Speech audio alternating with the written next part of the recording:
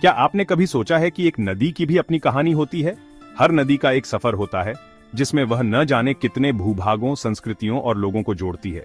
आज हम जानेंगे सिंधु नदी की अद्भुत यात्रा के बारे में, जो सिर्फ पानी की धारा नहीं बल्कि सभ्यताओं की धारा भी है। सिंधु नदी की कहानी तिब्बत के कैलाश पर्वत के पास सिंजाब ग्लेशियर से शुरू होती है।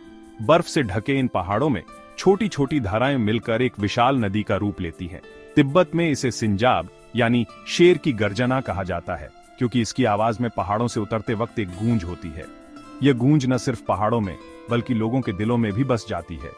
ये नदी तिब्बत से निकलकर लद्दाख के देमचोक इलाके से भारत में प्रवेश करती है। यहाँ से इसकी यात्रा और भी रोमांचक हो जाती है। यहाँ यह ऊंचे सूखे पहाड़ों के बीच जीवन का स्रोत बनती है। लद्दाख और जम्मू कश्मीर के रेगिस्तान को हरियाली देती है। सिंधु के किनारे बसे गांवों और शहरों की पूरी जिंदगी इसी पर निर्भर करती है। भारत में सफर पूरा कर सिंधु पाकिस्तान की ओर बढ़ती है, जहां यह गिलगित बाल्टिस्तान, पंजाब और सिंध के मैदानों को सींचती है। इन इलाकों में सिंधु की वजह से ही खेती संभव हो पाती है। पाकिस्तान की अर्थव्यवस्था का बड़ा हिस्सा इसी नदी पर निर्भर है। सिंधु के बिना यहाँ की जमीन बंजर हो जाती। कराची के पास पहुंचकर सिंधु अरब सागर में मिल जाती है। यहाँ इसका पानी समुद्र में घुलकर एक नई यात्रा की शुरुआत करता है। तिब्बत से पाकिस्तान तक 3180 किलोमीटर की यह यात्रा सिर्फ भौगोलिक नहीं बल्कि 3 देशों की संस्कृति और इतिहास को जोड़ने वाली डोर है। सिंधु ने न जाने कितने लोगों को एक साथ जोड़ा है। इस सफर में सिंधु कई रूप बदलती है, कहीं शांत, कहीं उफनती, कहीं घाटियां बनाती, कहीं मैदानों को उपजाऊ करती है।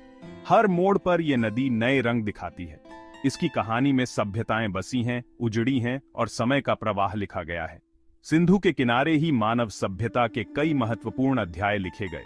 सिंधु हमें सिखाती है कि प्रकृति सीमाएं नहीं मानती, यह संघर्ष और सहयोग दोनों की मिसाल है।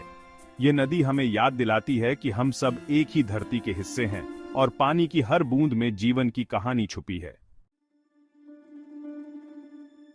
सिंधु अकेली नहीं है, इसके परिवार में कई सहायक नदियां हैं। ये नदियां मिलकर एक विशाल जल परिवार बनाती हैं, जो उत्तर भारत और पाकिस्तान के बड़े हिस्से को जीवन देती है। सिंधु की धारा जितनी प्राचीन है, उतनी ही इसकी सहायक नदियों की कहानियां भी हैं, जो सदियों से सभ्यताओं को सींचती आ रही हैं। दाएं किनारे से श्योक, गिलगित, हुंजा, झंस्कार जैसी नदियां मिलती हैं, जो बर्फीली चोटियों और ऊंचे पहाड़ों से निकलती हैं।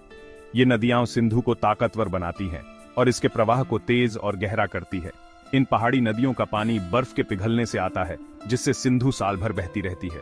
असली विवाद की जड़ है बाएं किनारे से मिलने वाली 5 नदियां, झेलम, चिनाब, रावी, ब्यास, सतलुज। ये नदियां पंजाब के मैदानों में बहती हैं और दोनों देशों के लिए बेहद अहम है। इनकी वजह से ही सिंधु जल विवाद इतना पेचीदा बन गया है। ये पंजाब की नदियां हैं, जिनका पानी दोनों देशों के लिए अमृत है। खेतों की हरियाली, फसल की खुशबू और गांवों की रौनक इन्हीं नदियों के पानी पर निर्भर करती है। किसान इन नदियों को अपनी जीवन रेखा मानते हैं। इन नदियों के पानी के बंटवारे को लेकर दशकों से भारत पाकिस्तान में तनाव रहा है। हर बार जब पानी कम या ज्यादा होता है, दोनों देशों के बीच बहस छिड़ जाती है। कई बार यह विवाद कूटनीतिक स्तर से आगे बढ़कर आम लोगों की चिंता बन जाता है। झेलम कश्मीर को, चिनाब जम्मू को, बाकी पंजाब को जीवन देती है। इन नदियों के बिना इन इलाकों की कल्पना भी अधूरी है। यहाँ के लोग इन नदियों को मां की तरह पूजते हैं। इन सहायक नदियों का महत्व सिर्फ खेती तक सीमित नहीं, इन पर बने बिजली घर करोड़ों घरों को रोशन करते हैं। बिजली, सिंचाई और पीने का पानी, तीनों के लिए ये नदियां अनमोल हैं। जब भी कोई देश इन नदियों पर नया प्रोजेक्ट बनाता है, दूसरे देश में चिंता की लहर दौड़ जाती है। कभी कभी ये चिंता विरोध और तनाव में बदल जाती है, जिससे दोनों देशों के रिश्ते और जटिल हो जाते हैं। पानी का बंटवारा एक नाजुक संतुलन है और भरोसे की कमी इसे और जटिल बना देती है। हर बूंद की कीमत है और हर बंटवारा एक नई चुनौती। सिंधु और उसकी सहायक नदियां दोनों देशों को जोड़ती भी हैं, अलग भी करती हैं। इनकी लहरों में सिर्फ पानी नहीं बल्कि उम्मीदें, सपने और डर भी बहते हैं। यही वजह है कि सिंधु का पानी सिर्फ एक प्राकृतिक संसाधन नहीं बल्कि दोनों देशों के लिए भावनाओं और भविष्य का सवाल है। भारत और पाकिस्तान दोनों देशों के लिए नदियां जीवन रेखा हैं। इन नदियों के पानी को मोड़ने और उपयोग करने के लिए दोनों देशों ने समय समय पर कई बड़ी और महत्वाकांक्षी परियोजनाएं बनाई हैं, जिनका असर न सिर्फ कृषि और बिजली उत्पादन पर पड़ता है बल्कि दोनों देशों के संबंधों पर भी गहरा प्रभाव डालता है। भारत में सतलुज पर भाखड़ा नांगल बांध, ब्यास पर पोंग बांध और रावी पर थीन बांध जैसी परियोजनाएं बेहद महत्वपूर्ण हैं।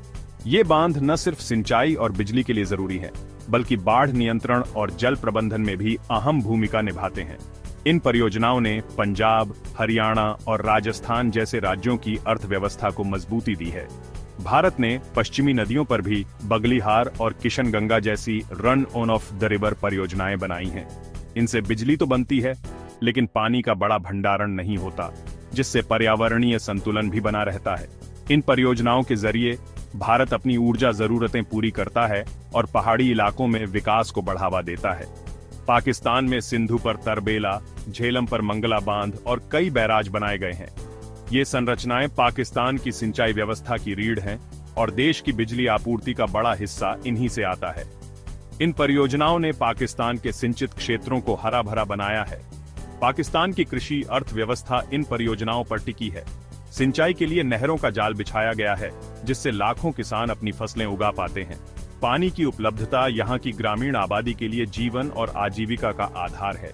जब एक ही नदी प्रणाली पर दो देश अपनी अपनी परियोजनाएं बनाते हैं, तो टकराव की स्थिति बनती है। सीमावर्ती इलाकों में जल संसाधनों के विकास को लेकर अक्सर दोनों देशों के बीच तनाव देखने को मिलता है, जिससे स्थानीय लोगों की चिंता भी बढ़ जाती है। भारत का तर्क है कि वह सिंधु जल संधि के तहत तय सीमाओं में रहकर ही पानी का इस्तेमाल करता है, जबकि पाकिस्तान को डर है कि भारत कभी भी पानी रोक सकता है, जिससे उसकी कृषि और बिजली व्यवस्था प्रभावित हो सकती है। ये बांध और बैराज सिर्फ इंजीनियरिंग के नमूने नहीं, बल्कि दोनों देशों की रणनीतिक संपत्तियां हैं। इनकी वजह से सिंधु जल विवाद और भी जटिल हो गया है और यह मुद्दा दोनों देशों के लिए राष्ट्रीय सुरक्षा और भविष्य की पीढ़ियों के लिए जल संरक्षण से भी जुड़ गया है। आजादी के बाद पानी का बंटवारा भारत पाकिस्तान के बीच सबसे बड़ा मुद्दा था। विश्व बैंक की मध्यस्थता में 1960 में सिंधु जल समझौता हुआ।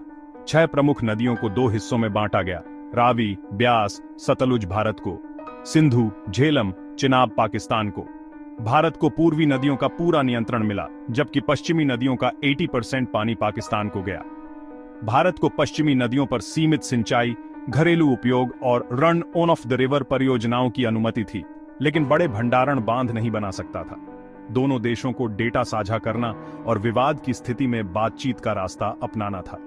यह समझौता 60 साल से ज्यादा चला, 3 युद्धों और कई तनावों के बावजूद कभी नहीं टूटा। लेकिन वक्त के साथ हालात बदले और इस समझौते की नींव भी हिलने लगी। 2025 में पहलगाम में हुए आतंकी हमले ने भारत पाकिस्तान संबंधों को नया मोड़ दे दिया। भारत ने पाकिस्तान समर्थित आतंकवाद का आरोप लगाया। कुछ हफ्तों बाद भारत ने सिंधु जल समझौते को निलंबित करने की घोषणा की और फिर स्थायी रूप से रद्द कर दिया। भारत का तर्क था, जब पाकिस्तान आतंकवाद फैला रहा है तो भारत किसी संधि को मानने के लिए बाध्य नहीं है। लंबे समय से भारत में यह असंतोष था कि समझौता एकतरफा है और भारत के हितों की अनदेखी करता है। सरकार ने जल सुरक्षा और राष्ट्रीय सुरक्षा को एक साथ जोड़ने का फैसला किया। भारत ने कई सालों से संधि में संशोधन की कोशिश की थी, लेकिन पाकिस्तान तैयार नहीं था। 2025 में भरोसे की डोर टूट गई। सिंधु जल समझौता इतिहास बन गया। सिंधु जल संधि रद्द होने के बाद सबसे बड़ा सवाल था, क्या भारत वाकई पानी रोक सकता है? फिलहाल भारत के पास पश्चिमी नदियों का पूरा पानी रोकने की क्षमता नहीं है। Run on off the river बांधों के गेट नियंत्रित कर भारत कुछ समय के लिए प्रवाह कम कर सकता है। 2025 में यही हुआ। भारत ने पानी छोड़ने की गति कम की, जिससे पाकिस्तान में जलस्तर गिरा। यह संदेश देने के लिए काफी था। अब भारत पश्चिमी नदियों का पानी राजस्थान, पंजाब, हरियाणा की ओर मोड़ने की योजना बना रहा है। इसके लिए नए बांध, बैराज और नहरों का विशाल नेटवर्क बनाना होगा। यह लंबा और खर्चीला काम है। हिमालयी इलाका संवेदनशील है। बड़े बांध बनाना जोखिम भरा और महंगा है। पर्यावरणीय चुनौतियां भी हैं।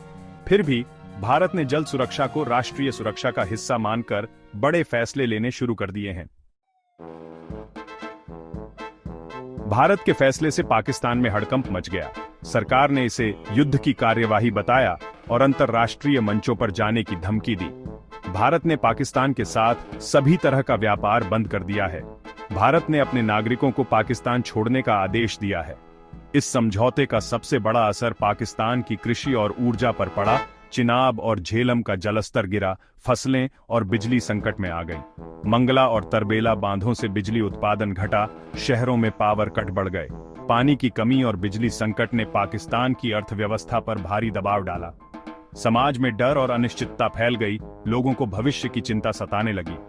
सिंधु का पानी अब पाकिस्तान के लिए सिर्फ पानी नहीं, बल्कि राष्ट्रीय सुरक्षा का मुद्दा बन गया है। सिंधु जल संधि का रद्द होना सिर्फ भारत पाकिस्तान तक सीमित नहीं, इसका असर पूरे दक्षिण एशिया पर पड़ेगा। पानी अब रणनीतिक हथियार बन गया है। भारत ने जल समझौतों को राष्ट्रीय सुरक्षा से जोड़ने का संकेत दिया है। भारत सिंधु घाटी की परियोजनाओं को रणनीतिक बुनियादी ढांचा मानकर तेजी से आगे बढ़ा रहा है। सरकार का लक्ष्य है कि अगले दशक में भारत अपने हिस्से के पानी का पूरा उपयोग कर सके और जरूरत पड़ने पर पाकिस्तान की ओर जाने वाले पानी को नियंत्रित कर सके। इस कदम का असर भारत के दूसरे पड़ोसियों के साथ हुए जल समझौतों पर भी पड़ सकता है। बांग्लादेश और चीन भी सतर्क हैं। चीन, जो तिब्बत से निकलने वाली नदियों पर नियंत्रण रखता है, भविष्य में भारत पर दबाव बना सकता है। दक्षिण एशिया का भविष्य अब इस बात पर निर्भर करेगा कि देश पानी को सहयोग का पुल बनाते हैं या संघर्ष की खाई। सिंधु नदी सिर्फ पानी नहीं, यह हजारों सालों की सभ्यता की कहानी है। सिंधु घाटी सभ्यता इसी के किनारे फली फूली। यह नदी आज भी करोड़ों लोगों की संस्कृति, आस्था और आजीविका का केंद्र है। 1960 का समझौता इस उम्मीद पर बना था कि पानी शांति का स्रोत बनेगा, लेकिन 2025 में इसका टूटना भरोसे के ढहने का प्रतीक है। कोई भी संधि सिर्फ कागज पर नहीं, आपसी विश्वास पर टिकी होती है। जब वह कमजोर पड़ता है तो सब कुछ ढह जाता है।